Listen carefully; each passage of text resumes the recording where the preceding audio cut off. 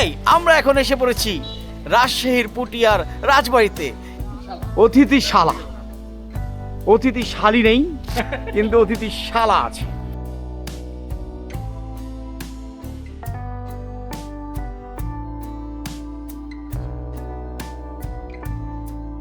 এই আমরা এখন এসে পড়েছি রাজশাহীর পুটিয়ার রাজবাড়িতে। এই রাজবাড়িতে কি আছে? সামনেই রাজবাড়িতে ঢোকার আগে একটি বিশাল ময়দান, সম্ভবত সেখানে রাজার পাইক পেয়াদারা সকালবেলা কি যেন করতো ভাই? পিটি করতো, পিটি কি বলেন? তারপরে সাদা কাটবে এখানে। এই যে দেখুন, এই যে দেখুন, এটা হচ্ছে রাজবাড়ির একটি অংশ। ভাই এই অংশতে কি থাকতো রাজবাড়ির? এখানে কি থাকতো? রেস্ট হাউস ছিল এটা। অতিথিশালা, অতিথিশালী নেই কিন্তু অতিথিশালা আছে। অতিথিদেরকে সামনে রেস্ট হাউসও আছে। আমরা এখানে বাইক রেখেছি এবং আমরা পুটিয়ার রাজবাড়িটা এখন ঘুরে দেখবো। একটি দিঘি আছে খুব সুন্দর। চলুন দর্শক আমাদের সাথে পুটিয়ার রাজবাড়িতে যাই। মাঝের ভাই এখন একটি ফ্যান্টাস্টিক লুকে পোজ দিচ্ছে আর মিঠুন চক্রবর্তী ছবি তুলে দিচ্ছে।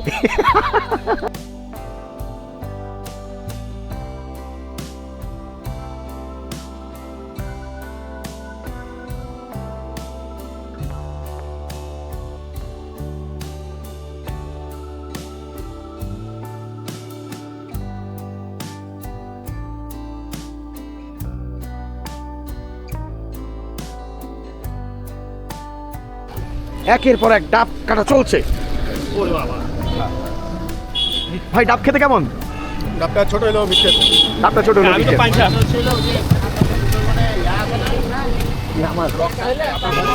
মহসিন মহসিন মহসিনের সাথে ইয়াজে ওখানকার যে বোট চালাচ্ছি বুঝছি ওই যাই। তাহলে ক্যামেরা কি আরো উঠা আর ওটা করতে হবে।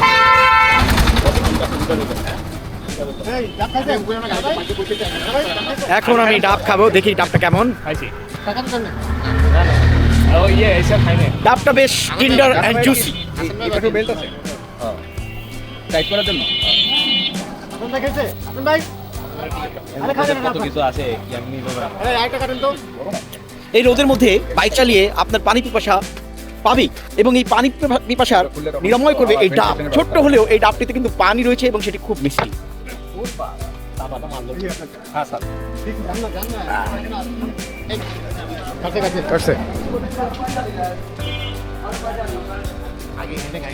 এই সেই রাজবাড়ি, এই বারান্দা থেকেই হয়তো বা রাজকুমারী তাকিয়ে থাকে।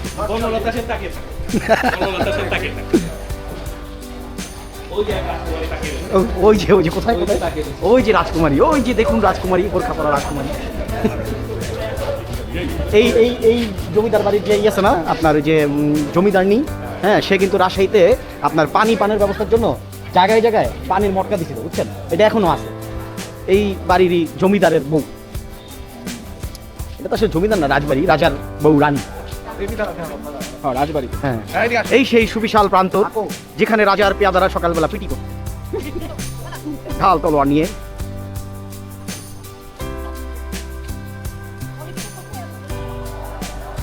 বিশাল রাজবাড়ি আপনারা দেখতে পাচ্ছেন। মোটামুটি অনেক দর্শনার্থী আছে।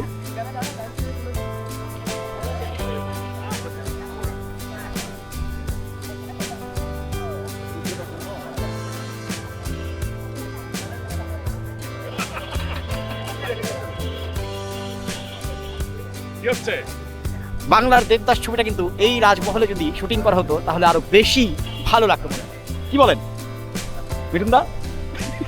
দেব তো পুরা দাস হয়ে গেল, তাকে দিয়ে আর ছবি করে কি? এখন পুটিয়ার রাজবাড়িটার ভিতরে ঘুরে ঘুরে দেখব। অনেক দর্শনার্থী এসেছে আশেপাশের এলাকা থেকে এবং এখানে অনেক পিকনিকও হয়। এই যে রাজবাড়ির বিশাল গেট, বিশাল বড় লোহার দরজা, সামনে কাঠের পাল্লা, যদিও নিচের পাল্লাটি ভেঙে পড়ে গিয়েছে, উপরের দুটো পাল্লা এখনো কালের সাক্ষী রয়েছে। এটা কি এটা আমার জানা নেই, তবে তালা মারা রয়েছে। মোটামুটি আমরা ভিতরে ঢুকে গেলাম এবং দেখছি ভিতরে বাগান করা হয়েছে। ওই যে রাজবাড়ির ভিতরে আঙিনাগুলো দেখুন, বিশাল আঙিনা। সেখানে এক সময় রাজা রানী পাইক পেয়াদা সবাই পায়চারি করত। এই বাগানে নিশ্চয়ই রাজার মালি আগে ফুলের যত্নগুলো করত।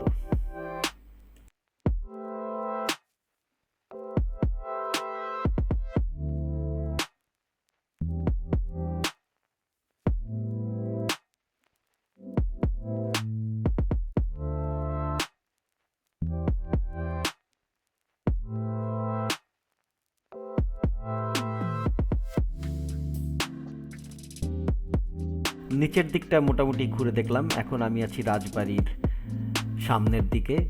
এখন এই যে সুবিশাল সিঁড়ি দেখছেন, সেই সিঁড়ি বেয়ে আমি দোতলায় উঠে যাব। দেখা যাক রাজবাড়ির দোতলায় কি আছে। সেই পুরনো দিনের সিঁড়ি, অনেক কারুকাজ করা।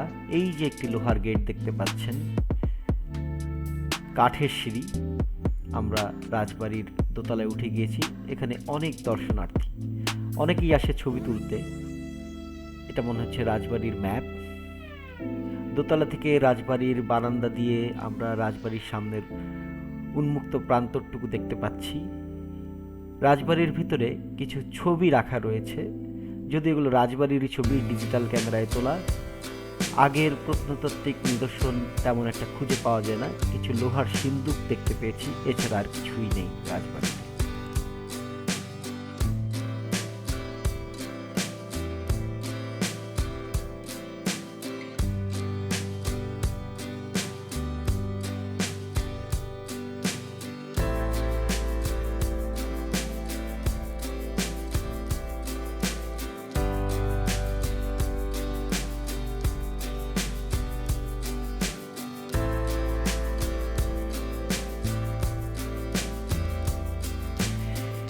আমরা এখন আরেকটি রুমের দিকে এগোচ্ছি।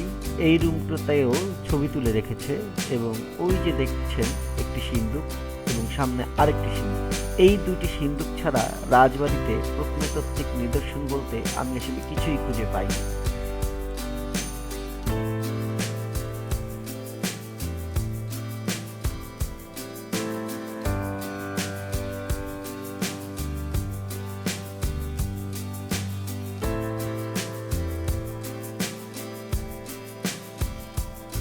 স্বল্প সময়ে রাজশাহীর রাজবাড়ি ঘুরে, পুটিয়ার রাজবাড়ি ঘুরে আমরা আবার রওনা দিচ্ছি। আমাদের পরবর্তী গন্তব্য কোথায়?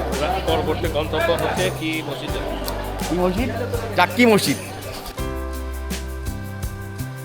পুটিবাড়ি ঘোরাঘুরি শেষে আমরা এখন রওনা দিচ্ছি নওগাঁর কুসুম্বা মসজিদের উদ্দেশ্যে।